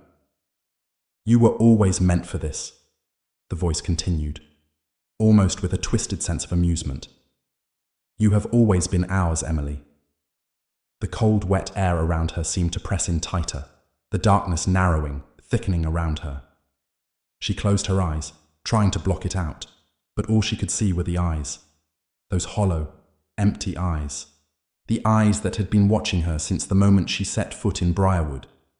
Those eyes had always been there, hiding behind every corner, every shadow, every step. She could feel them now, watching her. Closer than ever. Their gaze piercing through the void. Something cold brushed against her skin. Like fingers made of ice, they traced down her arm, sending a wave of pure terror coursing through her veins. She gasped, jerking away, but the touch remained, sliding like serpents across her body, cold and unyielding. The voice laughed, low, mocking. "You think you can escape? You think you can run from what's inside you?" Her heart hammered painfully in her chest, but then, silence. The oppressive presence receded, leaving only an unbearable stillness behind. The weight in the air disappeared, and she found herself able to breathe, though her breaths came out in short, ragged gasps. Slowly, cautiously, Emily opened her eyes. The darkness was still there, but now there was something else, something more. Faint, flickering lights, like the remnants of a broken sky, painted the edges of her vision. Shadows shifted, twisting and writhing at the edges of her perception. She stumbled to her feet, her legs unsteady, but she didn't fall. She had to move. She had to get out. But something stopped her. Before her, in the swirling darkness, two shapes began to emerge, outlined in the dim, shifting light. At first, they were indistinct, fuzzy, like phantoms, half-formed in the space between reality and nightmare. But as they grew closer, Emily's breath caught in her throat. Two figures, tall, skeletal, the remnants of people, long forgotten, their faces twisted in agony, their eyes hollow and empty, their limbs moved unnaturally, jerking and twitching, like marionettes controlled by unseen strings. Their eyes, those eyes, were fixed on her. "You shouldn't have come here," one of the figures rasped. It was a woman, tall and thin, her hair hanging in ragged strands around a face that had once been beautiful, but now was nothing more than a hollow mask of skin and bone. "You shouldn't have come back," the second figure whispered. A man, his voice so faint it seemed like a memory. His body was skeletal, like the woman's, and his face was a twisted mockery of life, a cruel parody of humanity. Emily's pulse raced. Her legs felt like lead, and she could no longer move. It was as if the very sight of these figures, these ghosts, had paralyzed her. The woman took a step forward, her form flickering as though she were made of smoke. "You are part of the cycle," she said. "You always have been." "It's too late to run," the man added, his voice hollow, cold. "The town will have you, just as it had us." Emily's stomach twisted as a wave of dread rolled through her. She wanted to scream, to shout, but no sound came. The words of the ghosts echoed in her mind, rattling her sanity. They were right. Briarwood wasn't just a town. It was a prison. A place where souls were bound and trapped, doomed to repeat the same horrible cycle. "Join us," the woman whispered, stepping closer. "Embrace your fate." Before she could react, the ground beneath Emily's feet began to tremble. The stone walls of the cavern cracked, splintering in a violent shudder. A great rumbling filled the air, and for a moment she thought the entire world was going to collapse in on itself. "You must understand," the woman's voice called to her, as though coming from deep within the earth. "The curse never ends. It will claim you just as it has claimed every soul before you." Emily's mind raced. She had to move. She had to fight. But then the light shifted, and in the distance there was a sound. A low, rising hum. The earth itself seemed to be singing, vibrating with a power older than anything Emily could comprehend. It felt as though the very walls of the cavern were alive, thrumming with some terrible energy, calling to her. drawing her closer to the heart of Briarwood, and she knew. She knew deep in her bones that it was there, the heart of the curse, the source of the darkness. It had been waiting for her. It had always been waiting for her, and she couldn't escape. Chapter 7. The hollow breath of Briarwood. The ground beneath Emily's feet trembled again. But this time it wasn't just the earth quaking. It was something inside her. A gnawing, twisting sensation deep within her chest, as though her heart were being wrenched from her body. The cavern had shifted, and with it, the very air seemed to change, thickening and darkening like smoke. Each breath she drew felt heavier than the last, like the weight of the shadows themselves was pressing against her lungs, suffocating her from the inside. The two ghostly figures, their hollow eyes fixed on her, had vanished back into the darkness, their whispers lingering in the oppressive stillness. The very air around her seemed to hum with their words. You are part of the cycle. You always have been. She could still hear their voices, a low, mournful chant in her head. But now, the cacophony was growing louder, more insistent. It wasn't just the voices of the dead. It was the voice of the land itself, the pulse of Briarwood. The curse never ends. It will claim you. You are its next sacrifice. The words twisted and curled in her mind like a venomous snake, and Emily felt her sanity slipping, fraying at the edges. But somewhere, deep within the panic and the cold fear that gripped her, there was a flicker of resolve. She wasn't going to let Briarwood have her. She wouldn't become another lost soul, trapped in the endless cycle of suffering. She would find a way to break free, no matter the cost. She shook her head, her body trembling, trying to shake off the suffocating grip of the shadows that seemed to be closing in on her. There was no way back now. She could feel the weight of the curse pressing against her mind, whispering dark truths about the town she had walked into, a town with a secret that was too terrible to know, yet too powerful to ignore. Before her, the path through the cavern seemed to stretch endlessly. The glowing, pulsating stones beneath her feet had now turned darker, their sickly hue deepening into a shade of purple that made her skin crawl. The symbols on the walls, the ones she had seen before, seemed to have shifted, now swirling and writhing, as if they were alive and hungry. The very ground felt unstable beneath her, like it was constantly shifting, reforming, reshaping itself in response to her every step. The walls, once jagged and cold, had become smoother, more polished, as though the cavern itself was a living thing, adapting to her presence. The deeper she ventured into the heart of Briarwood, the more she could feel it. This pulse, this rhythm beneath the earth, a heartbeat that was not human, not animal, something ancient, something older than time itself.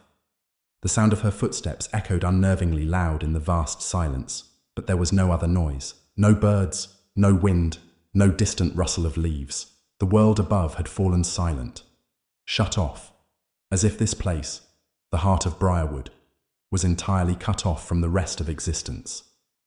Here, beneath the earth, there was nothing but shadows and a slow, malignant hum. Emily's breath grew shallow as she continued forward, feeling the pull of the darkness tugging at her with each step. It was like a weight pressing down on her chest, a constant reminder that time was running out. The air grew colder with every passing second, the shadows deeper. Her pulse quickened, but there was nowhere else to go, no other way forward but into the depths of the curse itself. Then, through the darkness ahead, she saw it. A faint light, flickering like a distant flame, dancing in the dark like a beacon. It wasn't much, but it was enough to draw her forward. She had no choice now but to move toward it. The pulsating light, sickly green like the glow of decay, beckoned her, and she could feel her heart racing, her every instinct screaming to turn away. But she pressed on. The light grew stronger as she drew closer, and she could see, at its source, an enormous door. A door made of obsidian stone, its surface dark and glistening like oil in the faint glow. The door was framed by the same twisting symbols she had seen throughout the cavern, but these were different. These symbols were jagged, sharp, like teeth gnashing at the air, their edges sharp enough to cut through the very fabric of reality itself. The symbols pulsed with a terrible rhythm, a heartbeat that matched the pulse of the land itself. For a moment Emily hesitated, Her mind screamed at her to turn back, to flee. But there was no escape now. The door was the only way forward, the only way to uncover the truth. With a deep breath, she reached out and touched the obsidian surface. It was cold, too cold. Her fingers seemed to burn at the contact, as though the stone itself had drawn the warmth from her skin, sucking the life from her body. The door did not move, but the symbols around it shifted, sliding together, forming new shapes, new patterns. The door began to hum, a low, resonating sound that vibrated through her bones, like the sound of the earth itself groaning in pain. A flash of light erupted from the door, blinding her for a moment, and then silence. Emily stepped back, her heart pounding in her chest, unsure of what was happening. The door had opened. What lay beyond was a vast chamber, a cavern even larger than the one she had just traversed. The walls were adorned with strange carvings, scenes of what appeared to be ritualistic sacrifices, twisted figures writhing in agony, their faces contorted in expressions of despair. The floor was covered in a strange, viscous liquid that shimmered in the dim light, reflecting the symbols that now seemed to move, their forms shifting like serpents slithering across the stone. At the center of the chamber was a massive stone altar, raised high above the floor, draped in what appeared to be the remains of tattered cloth, pieces of it stained dark with what could only be blood. The altar was surrounded by jagged obsidian pillars, their sharp edges seeming to scrape at the air, their surfaces covered in the same symbols, their shapes familiar yet unsettling. In front of the altar, a figure stood. Emily froze, her breath catching in her throat as her gaze landed on the person before her.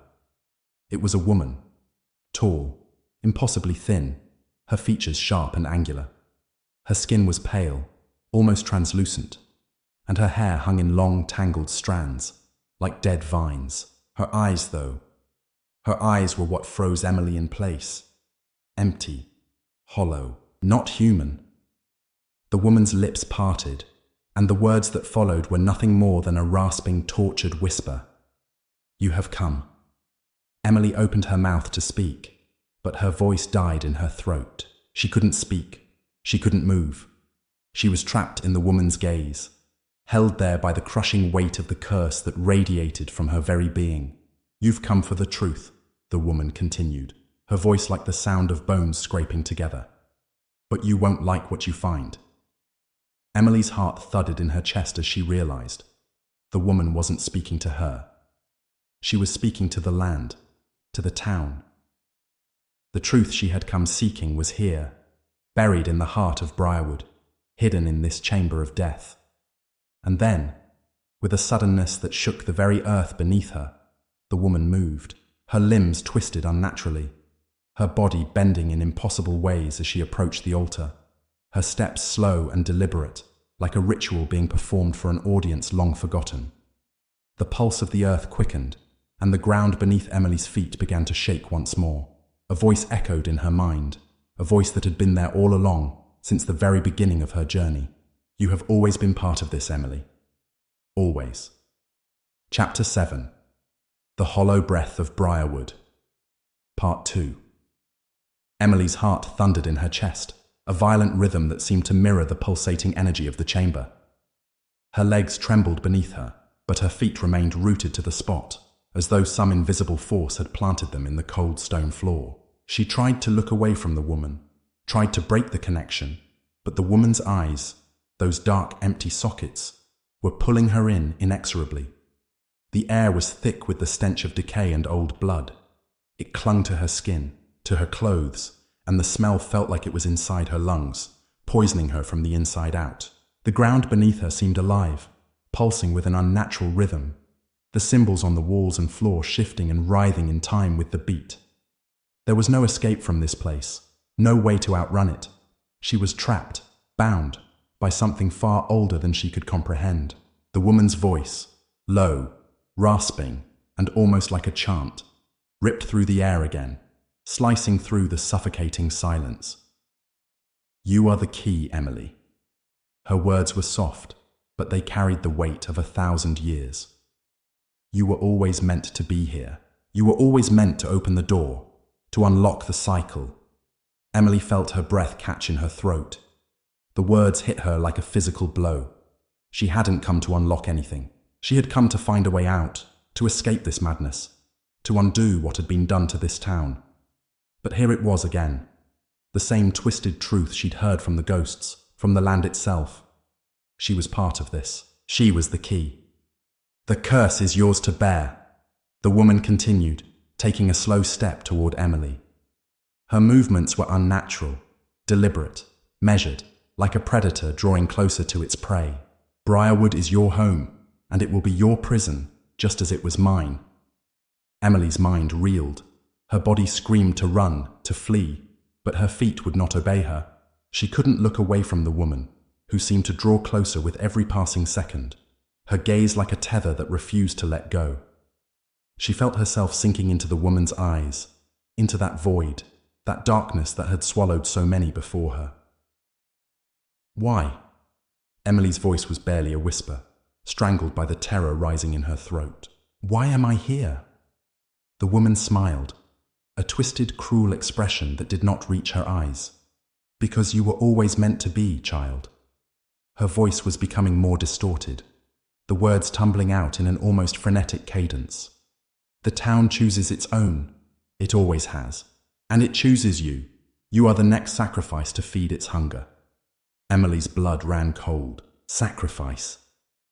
The word echoed in her mind, sending a ripple of panic through her veins. She remembered the sacrifices, the blood-soaked altars, the screams of the lost. Was this the price the town had demanded from them all? Was it always this? A cycle of terror, of endless death. "You are a part of the cycle now," the woman intoned, her voice rising in pitch, filling the room with an unnatural resonance. "It cannot be undone. It was written long ago. Briarwood has chosen you." She reached out a long, gnarled hand, her fingers like talons, grasping toward Emily. "Come, child. Join us." Before Emily could react, the ground beneath her feet shifted again, this time with a violent tremor that rattled her bones. The chamber seemed to breathe, the very walls of the cave pulsing with an ominous rhythmic energy. A great howl echoed from the depths of the cavern, an inhuman sound that sent waves of terror crashing through her chest.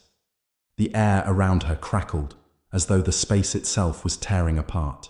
Dark, black tendrils of smoke began to unfurl from the shadows, reaching toward her like the hands of the dead. Emily staggered back, her pulse racing as the smoke coiled and swirled, binding her in place. She could feel the air growing colder, sharper, as the smoke began to curl around her body like a living thing, sucking the warmth from her skin. "No!" Her mind screamed for escape. The woman's outstretched hand was the only thing she could see now, the only thing that existed in this dark, suffocating space. Her body screamed, fighting against the grasp of the smoke, trying to break free. But the weight of the shadows was too strong, too heavy. A soft, distant sound rose from the depths of the chamber, the echo of a bell. It rang once, twice, and then again. Its mournful toll reverberated through the walls, making the very air shudder. The woman's voice came again, now like a chant, a hymn sung by the dead. "The bell tolls for you, Emily. The bell tolls for us all." A sudden flash of light filled the room, momentarily blinding her, and then silence. The smoke vanished. The woman, too, was gone. Emily gasped for breath, her chest heaving as she stumbled backward, the cold sweat coating her skin. Her mind raced, spinning with the echoes of the woman's voice, the words of the curse that had claimed Briarwood. The weight of the presence in the room was almost unbearable. She had to leave. She had to escape this place before it consumed her completely, but there was nowhere to run. The bell tolled again, and Emily froze. In the distance, behind the altar, a figure emerged from the shadows, tall and slender, draped in black robes that fluttered like the wings of a raven. The figure moved with a slow, deliberate grace. Its face was obscured by a dark hood, but Emily could feel its eyes upon her. The figure did not speak, but its presence seemed to fill the entire chamber, pressing in on her from all sides. The bell tolled once more, louder this time, its sound resonating deep within her bones. The figure raised a hand, and in an instant, the entire room seemed to shift. The walls around her began to bend, warp, and twist as though reality itself were being reshaped. The ground beneath her feet cracked open, sending shards of stone into the air. And then, light. A blinding, searing light. Emily's scream was lost in the roar of the sound that followed. The light engulfed her, and for a moment, she felt like she was being torn apart, her body splintering into 1,000 pieces. The light burned with an intensity that was unbearable, consuming her senses, her very soul. There was no escape, no way to resist. And then, the light vanished, and Emily was no longer in the chamber. Chapter 8. The Stains of Briarwood. The bell tolled again, its sound reverberating through the cold air with a mournful, oppressive weight. Emily's body shivered, though the warmth of the sun had returned, spilling across the forgotten streets of Briarwood. The townspeople, if there were any left, had disappeared. The quaint cottages lining the streets were desolate, their windows cracked like shattered eyes. The silence was suffocating, an unnatural stillness that seemed to stretch on forever. Emily's breath came in shallow gasps as she walked, her feet dragging, each step heavy with the knowledge that there was no turning back.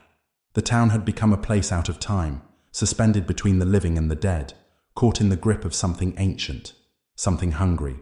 It was no longer just the buildings that felt wrong. It was the very ground beneath her feet. Briarwood seemed to pulse with an eerie energy, like a dark heart beating beneath the town, its rhythm deep and constant, steady in its ominous thrum. The deeper Emily ventured, the stronger the feeling of being watched became. Eyes in the walls, in the shadows, in the very air. She couldn't escape it.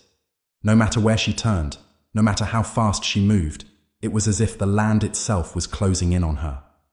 The wind began to pick up, swirling in strange patterns, as though guiding her steps. Emily hesitated, her gaze drawn to the end of the street where a large, decrepit mansion loomed in the distance, its silhouette dark and foreboding against the grey sky.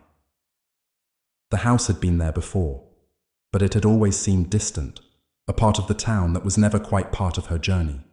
But now, it was calling to her. She had no choice but to follow. The mansion, despite its decayed exterior, looked oddly alive. The ivy creeping along its crumbling walls seemed to writhe in the wind, its leaves moving like limbs. The shattered windows glistened like hollow eyes, peering into the depths of her soul. As she approached, the feeling of dread intensified, as though the very air was thickening, becoming heavier with each step. And then, in the distance, she saw it. A figure, a silhouette standing at the gate, unmoving, watching. Her pulse quickened. The bell tolled again, closer now. Every toll seemed to rip through her chest, a jagged cut that made her feel as though her very heart was being torn from her body. The figure moved. Slowly, deliberately, the figure turned toward her, its features obscured by a dark hood. A shadow, cast long by the setting sun, seemed to stretch unnaturally, curling around the figure's feet like a snake. It reached toward her, as though beckoning her forward, urging her to enter. The door creaked open with a low, mournful sound, and Emily felt an icy chill run down her spine. The air seemed to grow colder, the very atmosphere thickening with malice, and the wind began to howl like a wailing banshee. Without thinking, Emily stepped forward, her legs moving as if guided by some unseen force. Her feet seemed to carry her toward the gate, toward the mansion, toward the unknown that awaited her inside. The ground beneath her shifted again, and Emily stumbled, barely catching herself. She looked down and saw something she hadn't noticed before. Dark stains on the earth, streaks of blackened blood that seemed to pulse with a life of their own. They were not just on the ground, no. The stains spread, reaching up the walls of the mansion, soaking into the stone, into the windows, into the very bones of the building itself. It was as though the house had been built atop this blood, fed by it. It was the blood. The door closed behind her with a slam, and Emily found herself alone in the foyer, the musty air of the house hanging thick with decay. Her heart hammered in her chest as she gazed around the room, taking in the details. The wallpaper was peeling, exposing the rot beneath. The furniture was draped in sheets of dust, like the remnants of forgotten lives. And yet, despite the decay, there was something about this place, something unmistakably alive. It was the pulse of the house, the way the walls seemed to breathe, expanding and contracting with the rhythm of her heart, the way the floor creaked with every step she took, as though the house was alive and watching, listening, waiting. She moved deeper into the mansion, each step echoing in the silence. The hallway stretched on forever, twisting and turning, leading her deeper into the bowels of the house. The walls seemed to close in on her, and her breath grew heavier with every passing moment. The darkness here felt different from the shadows outside. It felt aware, like it knew her fears, her weaknesses, her secrets. At the end of the hallway, a door stood slightly ajar, the light from within spilling into the corridor like a beacon. The faint sound of whispers, hushed voices, drifted from the room beyond. Emily approached the door, her hands trembling as she reached for the handle. She hesitated for just a moment, the weight of her decision pressing down on her. There was no turning back now, no escape.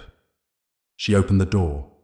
Inside, the room was bathed in dim, flickering light, the source of which she couldn't quite place. The shadows danced, twisting in unnatural shapes on the walls. And at the center of the room, on a large wooden table, lay something, or someone. At first, it seemed like a mannequin, a doll, lifeless and grotesque, its skin pale and waxy, its features warped by time. But as Emily stepped closer, she saw the subtle signs, the faint rise and fall of the chest, the soft movement of the hands.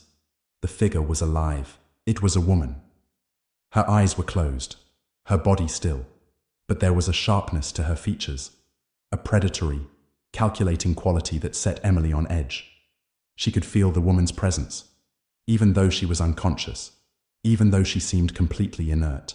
The room felt alive with her.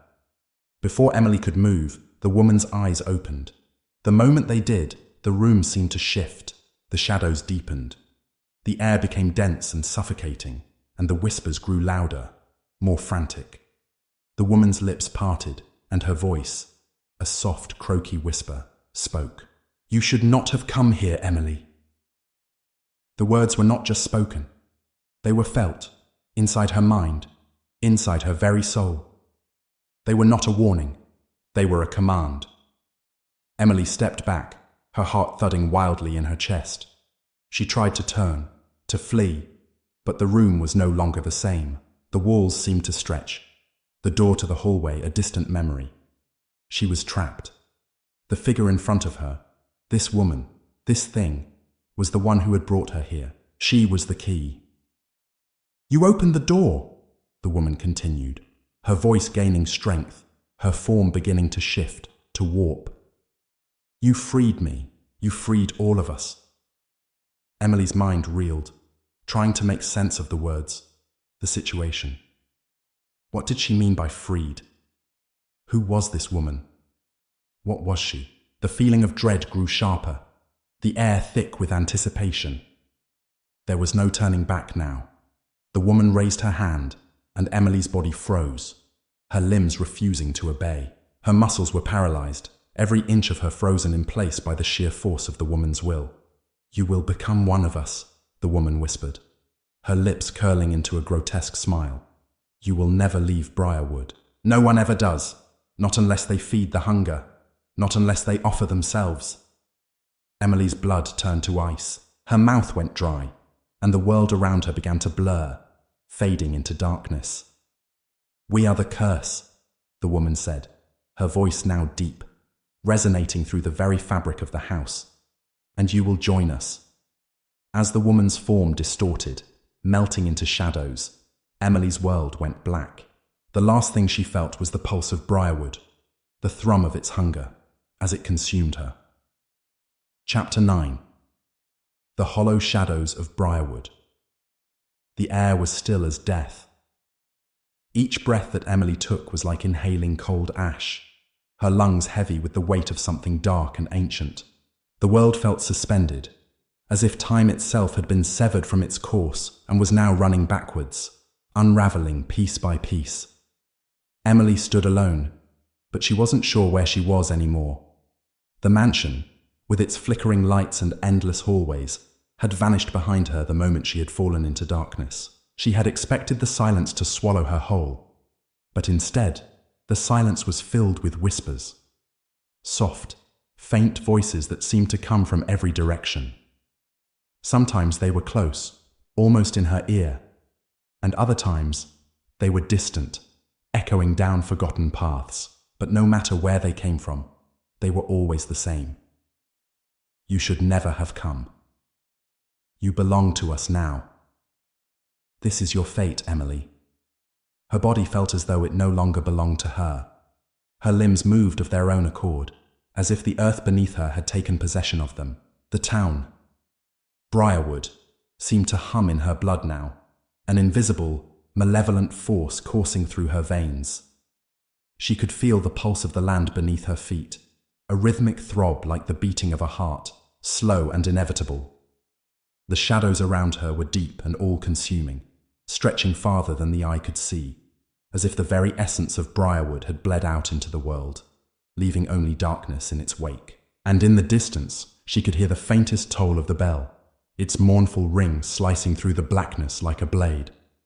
But she was no longer sure what was real, what was true. The last time she had seen the woman, the one who had beckoned her into the mansion, her eyes had turned black, like endless pits of nothingness. Her voice had become a low, guttural hum, a song sung by something far older than anything Emily could comprehend. She had felt herself slipping, losing control, her body becoming weightless, as if she were floating away from her own skin. Now she was here, wherever here was, and the woman, the thing, was gone. But the feeling of her presence still clung to Emily like a second skin. The whispers never stopped. The pulse of Briarwood never ceased. The hunger of the town. It was alive in her. Her thoughts began to spiral again, like a whirlpool threatening to swallow her whole. She was no longer sure of the passage of time. How long had she been walking? How far had she traveled? Was there any escape?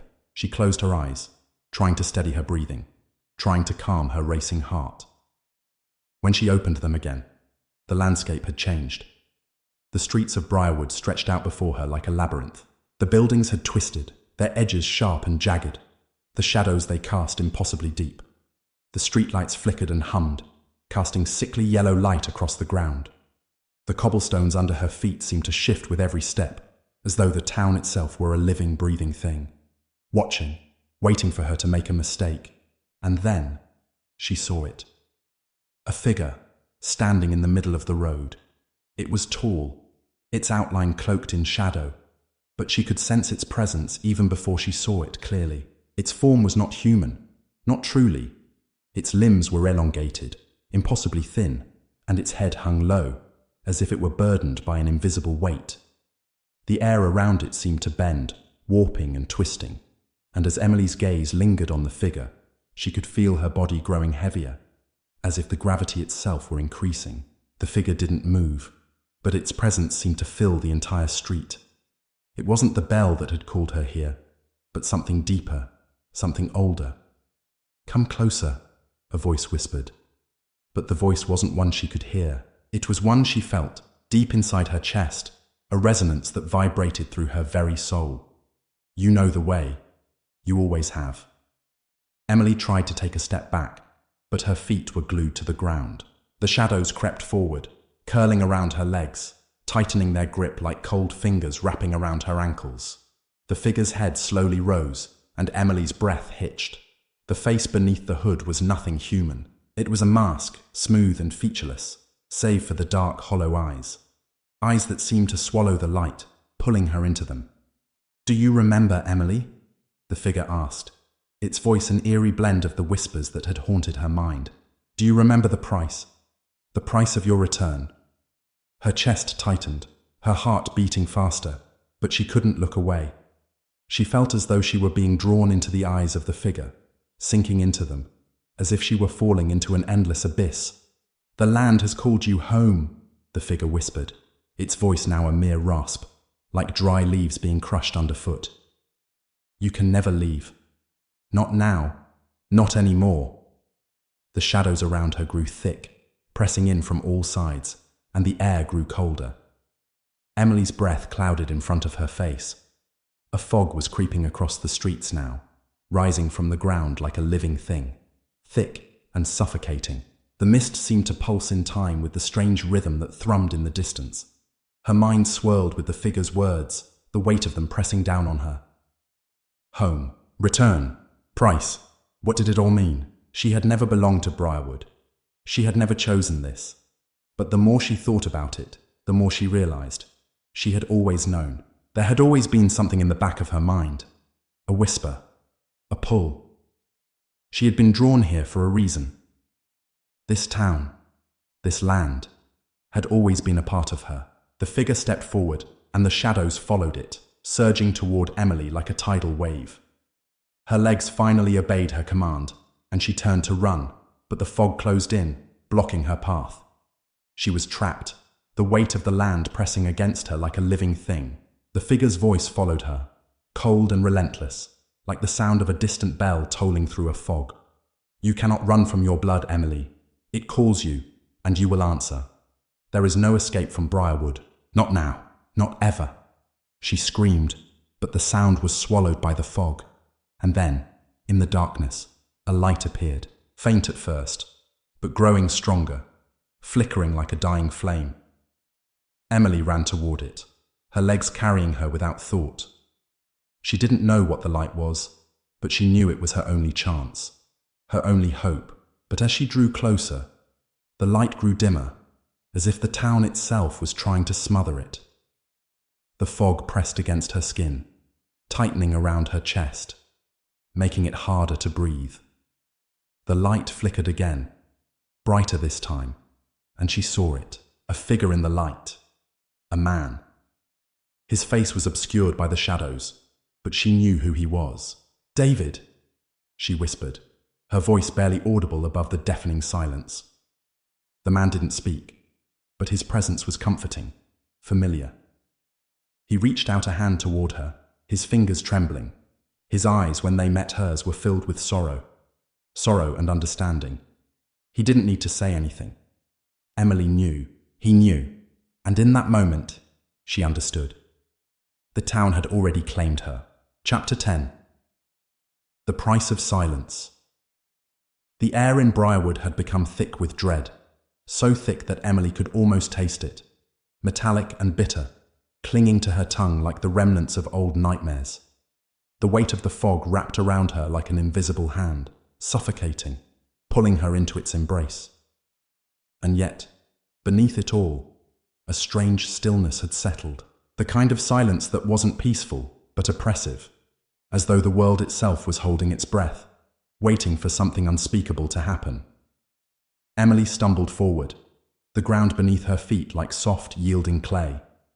The very earth seemed to shift, as though it were alive, reshaping itself beneath her. The cobblestone streets were slick with something she couldn't quite identify, blackened, glistening, a liquid that seemed to ooze from the cracks in the town's ancient stones. It spread like ink, coating the streets, the walls, even the sky itself, dimming the light of the moon.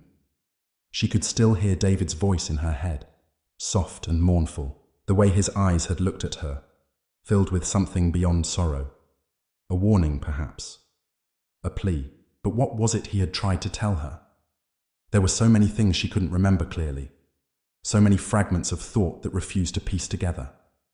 Briarwood was trying to erase her memories, trying to keep her from seeing the truth, from understanding what was at stake. She stopped in the middle of the street, her breath coming in ragged gasps. The town had become a labyrinth, and the further she ventured, the more the walls seemed to close in. The houses around her had shifted, their facades twisted, as though they were watching her, waiting. A low hum seemed to come from the very air, a sound that burrowed deep into her skull and set her nerves alight. In the distance, she saw it again. The figure, the one who had watched her from the shadows. It was standing in the center of the town square now, its form barely visible beneath the choking fog. The shadows curled around it, pulling in toward its silhouette like moths to a flame. Emily felt her body betray her, her legs moving forward despite her mind screaming for her to turn away. The bell rang once more, its tolling echoing through the fog like the last breath of the dying. It was closer now, louder, Each strike was like a hammer blow, reverberating through her chest. "You have come so far," a voice whispered in her ear. A voice that wasn't the figures but something deeper, older, buried beneath the earth itself. "But you still don't understand, do you?" Emily's feet slid against the slick cobblestones, her body trembling with a cold that came from within. She couldn't stop now. Briarwood had its claws in her, pulling her forward, and she knew that whatever was waiting for her in the town square, whatever that figure represented, was the key. It had to be. As she drew closer, the figure began to move, gliding across the ground as though it were floating. Its form twisted, elongated, the shadows around it stretching and bending unnaturally. She could feel the weight of its gaze before it even turned toward her. "I have waited for you," it said. Its voice barely a whisper, but its words sharp, clear. "I am the one who calls you home. Briarwood's blood runs through your veins. You are bound to it, whether you choose to accept it or not." Emily's throat tightened. She wanted to speak, to scream, but no words came. The shadows grew deeper, more oppressive, suffocating the air around her. Her heart beat faster, pounding in her chest, each beat sending a shockwave of dread through her body. "What is it you want from me?" she finally managed to croak, her voice weak, distant, as though someone else were speaking through her. The figure did not answer immediately. Instead, it stepped closer, its movements slow, deliberate. As it approached, Emily felt an overwhelming sense of nausea, as though the very essence of Briarwood was leaking into her skin, tainting her blood. The town's hunger. It was calling to her. "I want you to remember," it whispered, its voice now inside her mind, not just heard, but felt, reverberating in her very soul. "Remember what you are, Emily. The price of your silence is greater than you know. You have been running from it for too long." The air crackled with energy, and suddenly the world around her seemed to warp. The ground beneath her feet began to tremble, and the shadows seemed to shift, drawing closer, surrounding her in a suffocating embrace. Emily's chest tightened, her breath quickening, but she couldn't move. Her body was frozen, her mind slipping in and out of clarity. "Look around you," the figure said, its voice now a low hiss.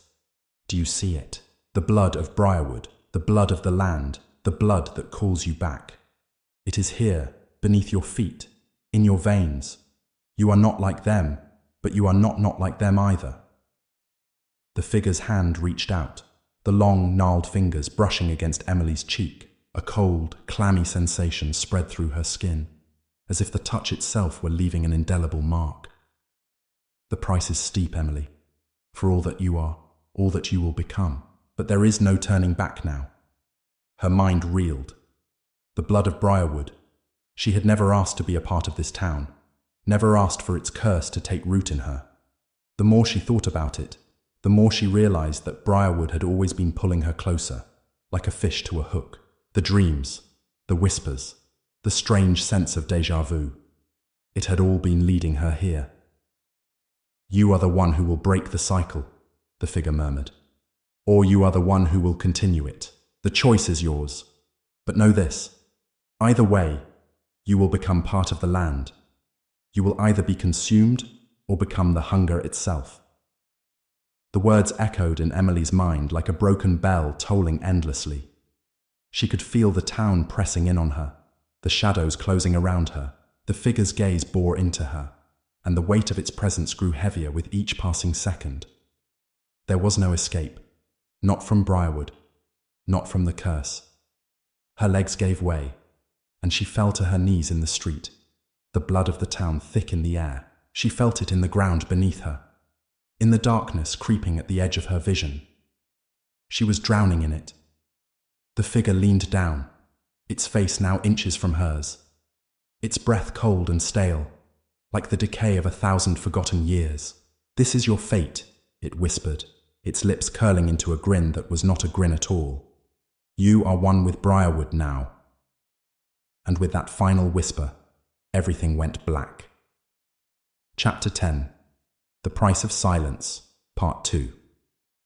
The darkness was thick, not just black, but alive, writhing and breathing, as if the very void were an entity unto itself. It was suffocating, pressing against Emily from all sides. She could feel the weight of it settling into her lungs, crushing every breath she tried to take. There was no sound, no breath, no heartbeat.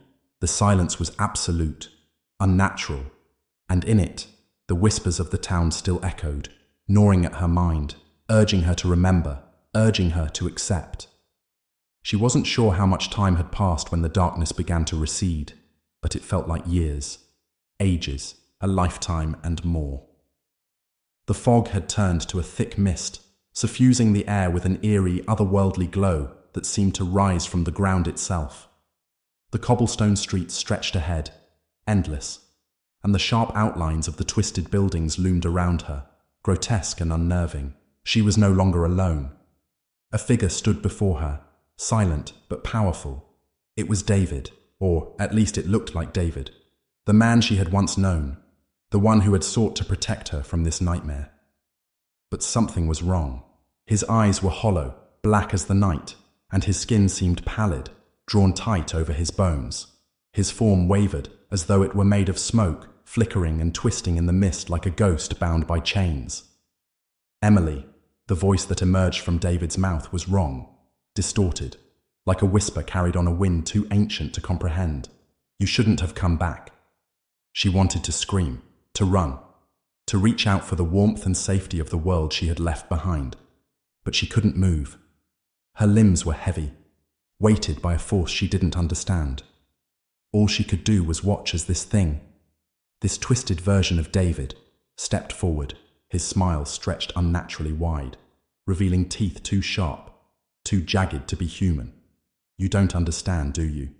His voice was now layered with a mocking laughter, the sound sickening, like the clatter of bones grinding together.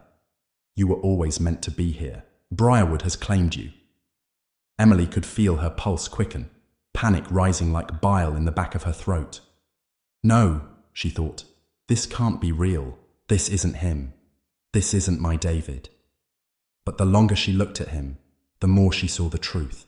His eyes, once full of life, were now filled with an endless emptiness, black voids that seemed to suck her into them. Her body trembled, her mind refusing to accept the horror of what she was witnessing. She wanted to cry out, to reach for him, to wake up from this nightmare, but the words were trapped inside her throat, as if the darkness itself had clamped down on them. His voice cut through her thoughts again, this time clearer, more forceful. This town has always had a way of claiming what's its own, Emily. The blood runs thick here. It's always been about the blood. What blood? She whispered, her voice barely audible. His face contorted, morphing into something worse than before, as if the very act of speaking to her twisted his form further. The blood of the cursed. Emily's heart began to pound in her chest, and she staggered back, her breath coming in short gasps. No, no, it can't be. She didn't want to believe it. She couldn't believe it. You think you're different? David's voice, though distorted and full of mockery, held a cold edge now. You were born to this place, Emily. You've always been part of Briarwood. Your blood is in its soil and it will never let you leave. Not now. Not ever. The world seemed to tilt, as though the earth itself had shuddered beneath her feet.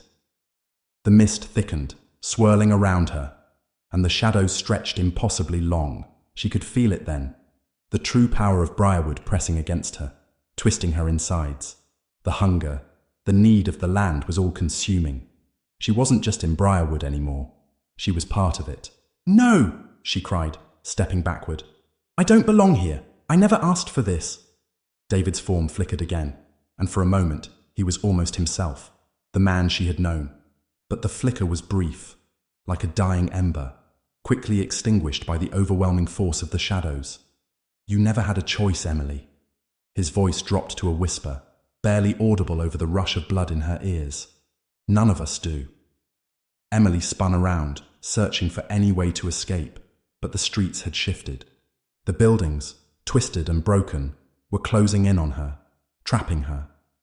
The ground beneath her feet seemed to dissolve, the cobblestones now slick and dark, the liquid creeping up her legs. Briarwood had wrapped its claws around her, and there was no way out. But then, something caught her eye. In the distance, a faint light flickered. It was not like the cold, dim streetlights that illuminated Briarwood. This light, this glow, seemed to burn with a soft, golden warmth, something that felt almost human. It was coming from a building she hadn't seen before. It was small, a crumbling structure at the end of the street, surrounded by a low wrought iron fence. The door to the building was ajar, a sliver of light spilling out. With nowhere else to turn, Emily's feet carried her toward the building. The fog seemed to retreat as she moved closer, as though the light had power over it, pushing back the suffocating darkness. "Where are you going?" David's voice hissed behind her. "You can't escape it. You can't escape me." But Emily didn't look back. The light was too alluring, too promising. The pull of the unknown was stronger than the weight of her fear. She reached the door, her hand trembling as she pushed it open. The light that flooded the room was warm, blinding. It smelled like fresh earth and something else, something sweet, like honey, like freedom. Inside, the air was still. The room was small, filled with old, dusty furniture. But there, in the center of the room, was a single wooden chair. Sitting in it was a woman, her back to Emily, but something about her was familiar, too familiar. She stepped closer, the soft creak of the floor beneath her feet, loud in the otherwise silent room. The woman didn't move, but Emily felt an overwhelming sense of recognition. She had seen her before, in the mirror, in her dreams. "Who are you?" Emily whispered, her voice trembling. "What is this place?" The woman turned slowly, her face pale, but her eyes were wide open. They were Emily's eyes, the same haunted, deep-set eyes she had seen staring back at her every morning in the mirror. "You know who I am," the woman said, her voice a soft echo, but the words sent a cold shiver down Emily's spine. "I am you, Emily, and I am all that you will become." Emily stumbled back, her breath catching in her throat. This woman, this thing, was a part of her, a reflection of what she had been, what she would be. "No!" Emily cried, her voice breaking, but it was too late. The woman's lips curled into a slow, knowing smile. The door slammed shut behind Emily, trapping her in the room with her reflection, and then the light flickered out.